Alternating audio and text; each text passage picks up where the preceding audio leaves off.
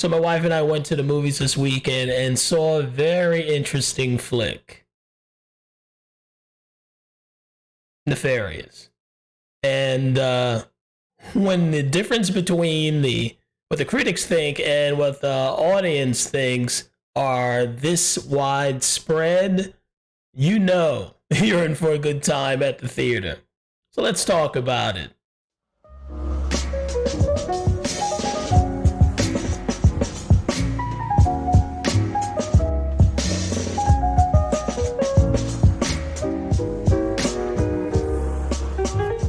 Hello everyone, this is Keith. Welcome to the Ghetto Sapien channel, your home of inner city intelligence. So tonight, I'm going to talk about the movie Nefarious. I promised I would review it and throw up this podcast for some people on Facebook, and I hope you guys enjoy it. So let's get right down to it. Let's play the trailer so you get a feel for what the flick is like.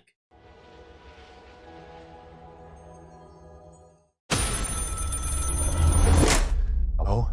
You should have accepted my offer, James.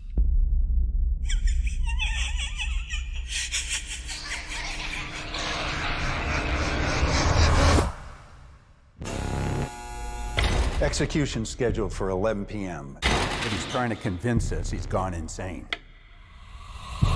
And therefore incapable of being executed. I need you to prove he's faking it. Edward?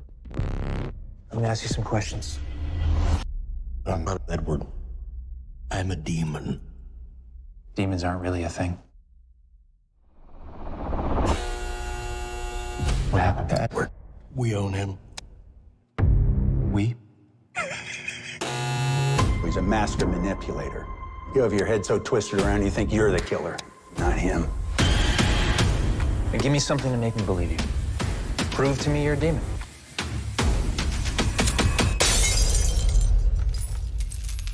It's probably just a coincidence. I want to talk to The real Edward. Makes me do bad. I can't stop him. I need you to see something. You got a fan. Did the same thing with all his victims. Help me! I'm trying to, Edward, but you have to answer my questions. You have to tell me the truth. It won't let me! It can go away. It can go away. Yes? No. It's starting to happen.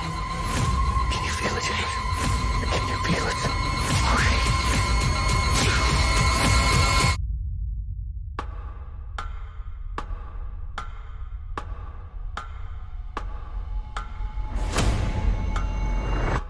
I think it's time we tell you exactly what it is that we'd like you to do.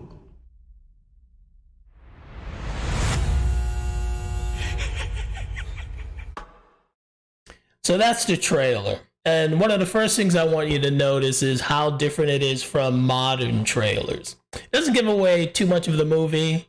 The modern trailers, I think, assumes that the audience is pretty stupid and they need to know absolutely everything before you can convince them to come out and watch the movie. And I think that's why a lot of trailers don't work nowadays. This one for Nefarious doesn't really give you a lot. It gives you enough that it should pique your interest. In fact, there are certain scenes in it that when you end up watching the movie, it's misleading. The trailer is a little misleading, but in a very good and clever way. In fact, the part where Edward, played by James Patrick Flannery, he does a really good job, where he seems to be rising up with the chains on his hands, talking about, can you feel something's happening? That's kind of a nod to Jonathan Cahn's book, The Return of the Gods, but you have to see it yourself. It's not what you think. It's immediately you might think it's this demonic movie, the guy's gonna levitate or something like that. Not at all. It's a lot more diabolical, that particular scene. There are no real special effects. There's no blood, there's no fangs, there's no forked tail, there's none of that. It's much more like Fallen or Rosemary's Baby or movies like that. where it's more of a psychological thriller than it is just an overt, say like The Exorcist, where their head spins around and she pukes pea soup on the priest or something like that. None of that's going on. It has so few special effects. It really doesn't have any. It could be a play. It would work just as well as a Broadway play, in my opinion. And again, it's just two guys, for the most part, in an interrogation room. That's about 90% of the movie, and it's really hard to make something interesting that captures your attention for that amount of time, considering they're not leaving the room for the most part. But I would say the tension that you'd normally get from, say, like a shootout scene that's typical in a movie, or a car chase, it's in there. It's in this movie, but it's in a different way. And it's a much more personalized sense of horror and dread that it gives you, but it's still exciting. I really liked it. If you haven't figured it out by now, it's a very riveting movie. It makes commentary on current society, on the modern church. It really takes a stab at the modern church and individual behavior too. So it gets three areas that are really big today: individual evil, the church neglecting to call out evil, and society's embrace of evil. Again, I really think the writing and the acting, especially by Mr. Flannery and Jordan Peele, I think his name is. That's the guy who plays a psychiatrist. Very good, just top-notch stuff. Like I said, there's no car chases or anything like that, but it's really hard to capture the attention in that short amount of time, in without jumping from location to location. But it does a great job of it. Now I'll warn you, there is no happy ending to this flick. Not really.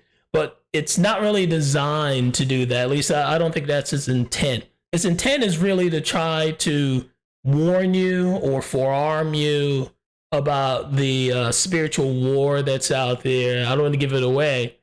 But the thing I walked away with, it wasn't like depression or dread, but just felt like, okay, I'm putting on the armor of God, where you're more aware of what's going on in the world and this insanity that we're going through. And the biggest thing I got out of it was there's no middle ground in this fight between good and evil. It reminds me of a story I heard a few years ago where there was a fence in the middle of a pasture. And if you were with God, you sat on the right side of the fence.